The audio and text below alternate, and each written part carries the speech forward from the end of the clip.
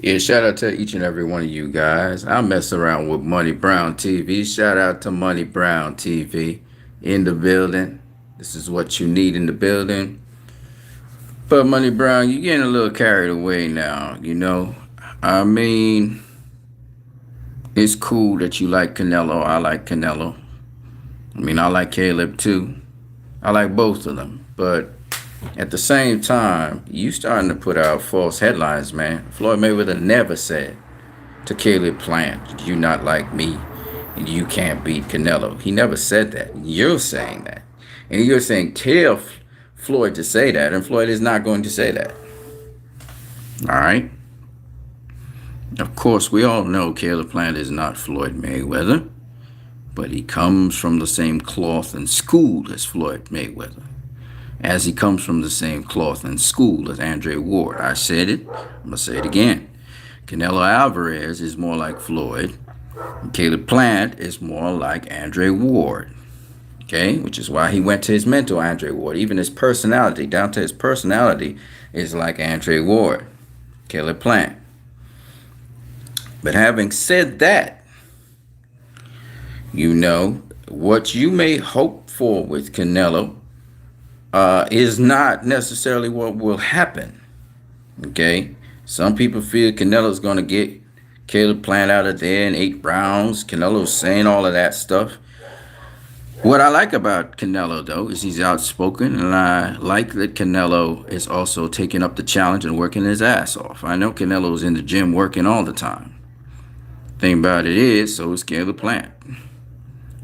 Just like this fight with Deontay Wilder versus Tyson Fury, Sean Porter versus Terrence Crawford, and a lot of other competitive fights that are out there, Caleb Plant versus Canelo Alvarez is going to be a very competitive fight. It may just go all the way to the decision. Okay? But I guarantee you this. Y'all are going to be shocked by the guy who y'all think is food and food bait for Canelo Alvarez. This guy is no chump, and he's not food bait. So I'm just letting you know. Heads up. This is like Andre Ward versus Floyd Mayweather. May the best man win. I can tell you right now, Caleb Plant, everything he says that he comes out of his mouth, he believes. And usually it is factual. Whether you like it or not. Now, I know Canelo was offended when Caleb Plant called him a cheater because, truthfully, Caleb Plant is correct that Canelo did test positive for clenbuterol twice. Canelo, the levels of clenbuterol, however, were negligible. It could have been equal to tainted meat. And Canelo tried to clear his name by submitting all kinds of tests and then the hair follicle sample test as well. All right? Which cleared him as far as Victor Conte is concerned. But nonetheless, Caleb Plant is not ignoring the fact that he turned up dirty for clenbuterol. And so he's been nailing him to the wall with that fact, which is a fact that you cannot avoid. Canelo has not tested positive for anything since then, and he has been tested by VADA on and off. Of course, just like with the WBC where he just said, screw y'all, and he take back your belt, I don't care. He also did it to VADA. He was like, screw you. I don't care about having no VADA test. And then he came back to the fold, and he did his thing. Now, I don't personally believe that Canelo is a dirty fighter. I personally don't believe that. Eddie Reynoso tried to defend something that was indefensible, which is Oscar Valdez. But other than that, my point is, regardless, Canelo ain't been found dirty this time, and he is being VADA tested, and so is Caleb Plant. So Canelo's working his ass off, and he's been VADA tested. So as far as I'm concerned, that's not really an issue for this fight. Now, if Canelo takes offense to that, he needs to calm himself down. He knows what's true. Just focus in, dial in, work his ass off. That's what I say, because Caleb's going to be ready for him. Caleb is going to be ready for him. All right? And Caleb has a style to give Canelo problems. Whether Money Brown TV, you believe that or not, clearly because you're chirping so loud, I can tell that you know that Caleb Plant is a threat. And you're aware of it. This is why you're chirping that much. Now, let me let you know, Money Brown TV, that you, nor me, nor any fan can fight for these fighters. And no matter what we say, we can talk to the top of our lungs, it's not going to change the outcome of the fight. Because this fight is based on skill and guys focused in, dialed in to do what they do best inside that ring. So we can't fight for those guys. So it doesn't really matter what we say. Now, I try to enlighten you guys so that you can be prepared for what you're about to see November 6th. You're going to see a very competitive fight. Canelo's not going to knock out Caleb Plant because he did not knock out Danny Jacobs. And Danny Jacobs is a good fighter, but he's nowhere on the level of a Caleb Plant. And y'all will say, well, Caleb Plant ain't fought nobody to prove that. Well, he fought Oscar Tegui. And Oscar Tegui is a good fighter to prep you for Canelo Alvarez because he keep coming. He's strong, he's big, powerful, not as fast, not as quick and all of that, but pressure style and all of that. And we saw what Caleb Plant did to him. It reminded me of Andre Ward versus Sullivan Barrera. When Andre Ward check hooked Sullivan Barrera and put him down. Okay, you can say that Caleb Plant can't punch. I think he can. I think he has a good enough punch to keep Canelo honest, and Canelo will not just walk in on him. And I'm going to say this again. I'm going to repeat myself one more time. Caleb Plant is the bigger fighter of the two. And y'all going to see that he's actually bigger and stronger than Canelo, who looks big and strong and has fought all the way up to 175. But guess what? So does Caleb Plant. Caleb Plant has fought at 175 in the amateurs. See, this is what you guys don't understand. Caleb Plant is a big, strong guy. He may look wiry. He may look small, but he's not. He's ripped. Okay? Caleb Plant would handle his own with David Benavidez. He showed that against Usategui, who had mowed down Andre Durrell and was on a winning fight streak when he bounced up Caleb Plant, who beat his ass. So, and even when we look at the other guy from the Mayweather Boxing Gym or wherever he is, what's his name? It's a very good fighter. His little ass was getting beat up by Usategui much more, even though he dropped Usategui once. And my point being, even though he was campaigning at 175, he got knocked out by Sergio Kovalev, but campaigning at 175, and he was cautious with Usategui, right? And he still got his ass beat up at certain points in the fight. Because Usategui is a big dude. He's bigger than Caleb. He's bigger than David Benavidez. It's just what it is. So a lot of people say Caleb can't punch or he can't punch consistently. Listen, all of those fan stuff, I'm not here for lies. I'm going to tell y'all the truth so y'all know what to deal with when you're facing it. And Money Brown TV, you need to understand that you just face the facts and enjoy the fight.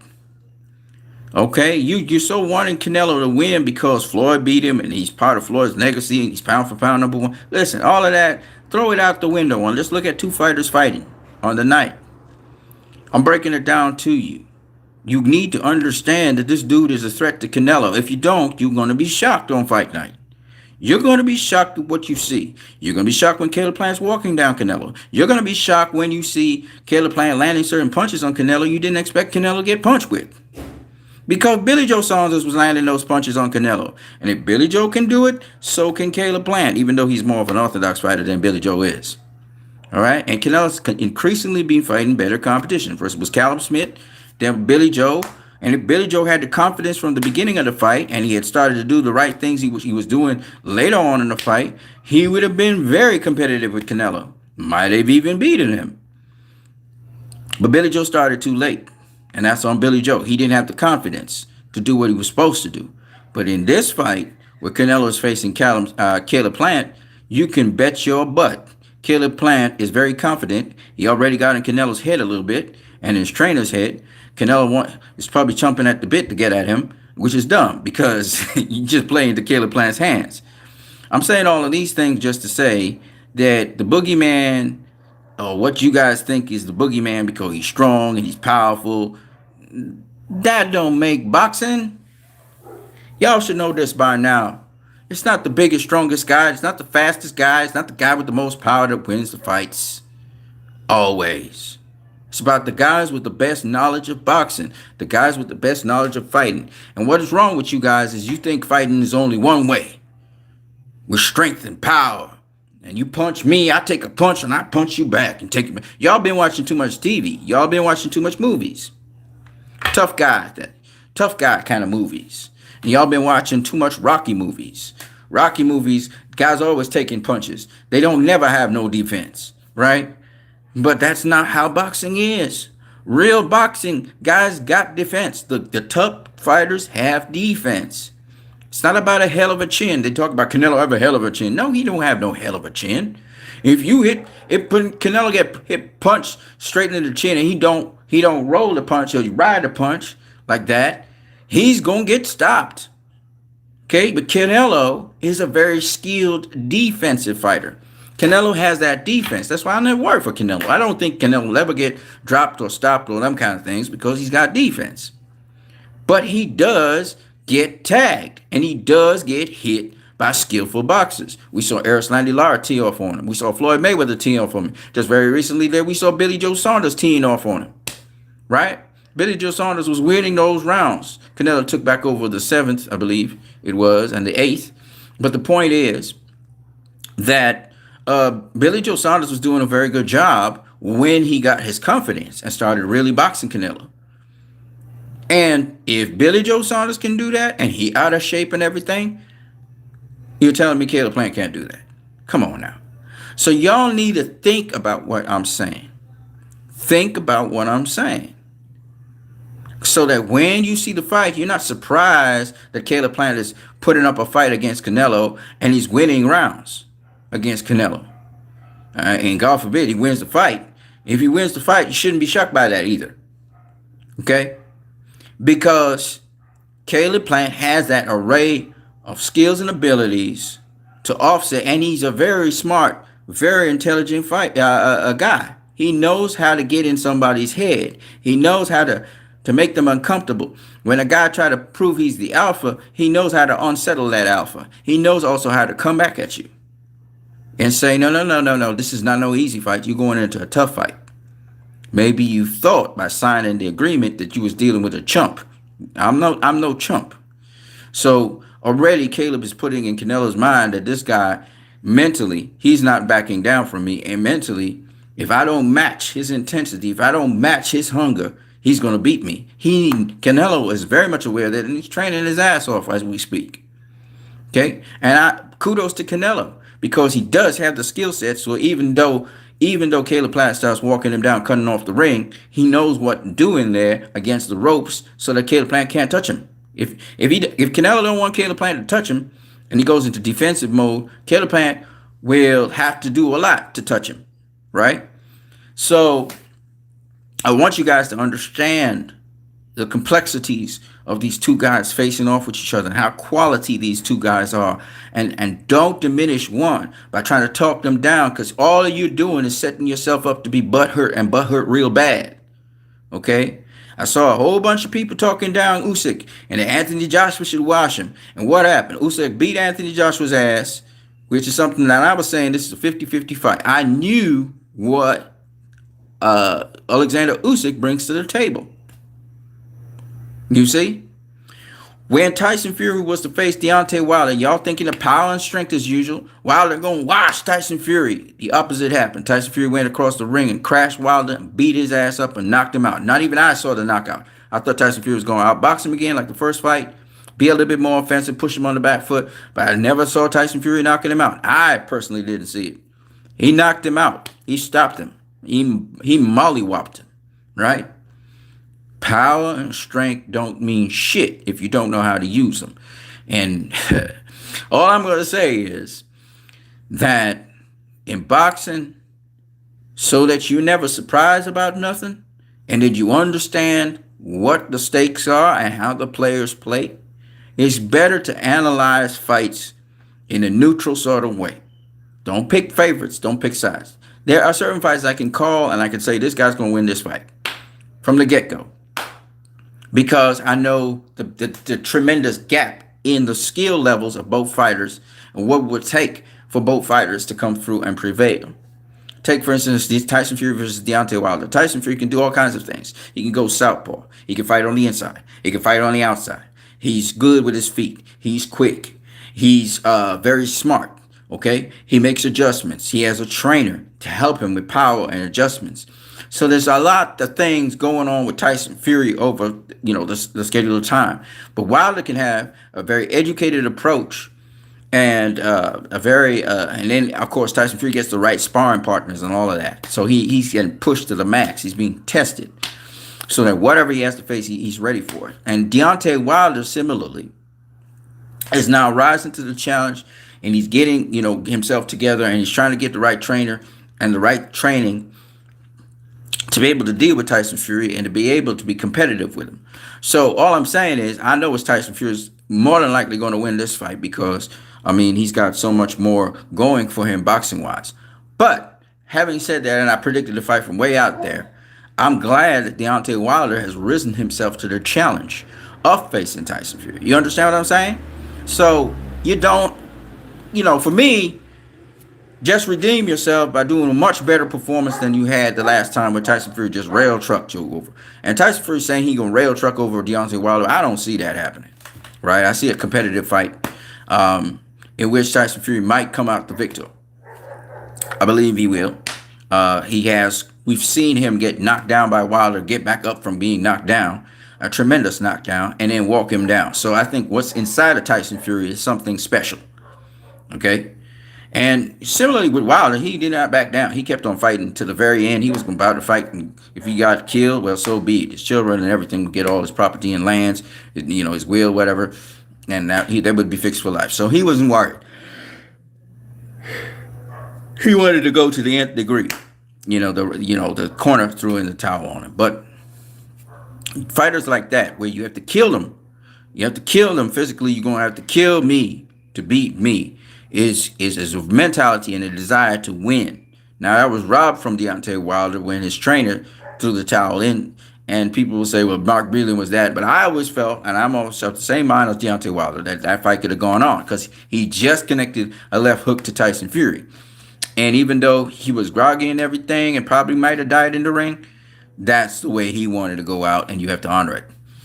Now, with respect to other fights that are not as easy to predict, like Sean Porter versus Terrence Crawford and so on.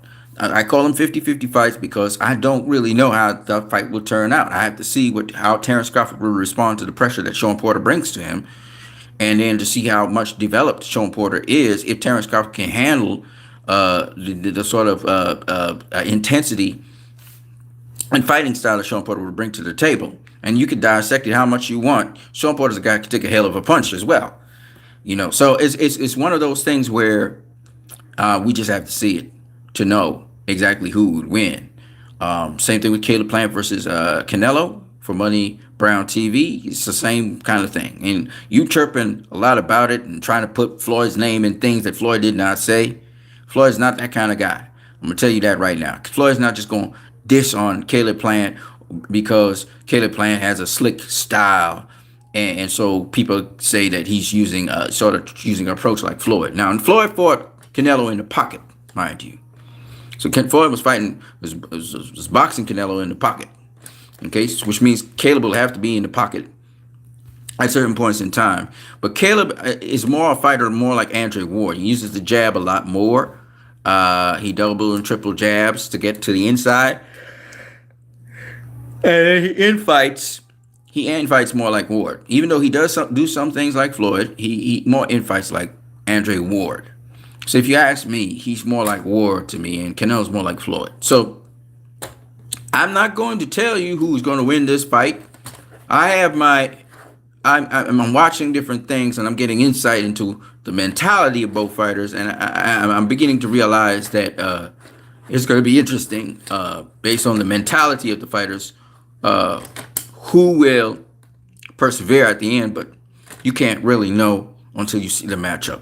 So I'm not really going to make any predictions. I got my impressions about them, and I'm not going to make it. I don't have any basis or any really serious basis to say. The only thing I'm trying to persuade you guys to realize is that Caleb Plant is a live dog. This is not Billy Joe Saunders. This is not Callum Smith. They ain't going to lie down when Canelo comes through. And even in negotiations, Caleb Plant was not lying down. So I know for a fact, mentally and otherwise, Caleb Plant is coming to fight. And it is going to be a fight. And it's going to be a tough fight. And we'll see. May the best man win. That's it for MoneyGram TV. Do check out your videos, man. You usually do some good stuff. But on this occasion, you're going a little too left field there, man. You need to balance yourself off so you watch both fighters and have respect for both fighters. But if you pick sides already and you decided that Canelo's your dude and you don't care and you're offended that Caleb Plant said to Canelo that he's a cheater and stuff, and so you pick sides based on that, well, more power to you, brother. But I'm going to let you know, as a matter of fact, that is not going to change the outcome of the fight. No matter how much you say, how much Canelo will knock him out and all these other things or whatever, that's not going to change the outcome. You can't talk your way into an outcome of a fight or will your way into an outcome of a fight. It's up to the fighters and only the fighters alone to decide that. I'm going to catch you guys later. What you need. Out.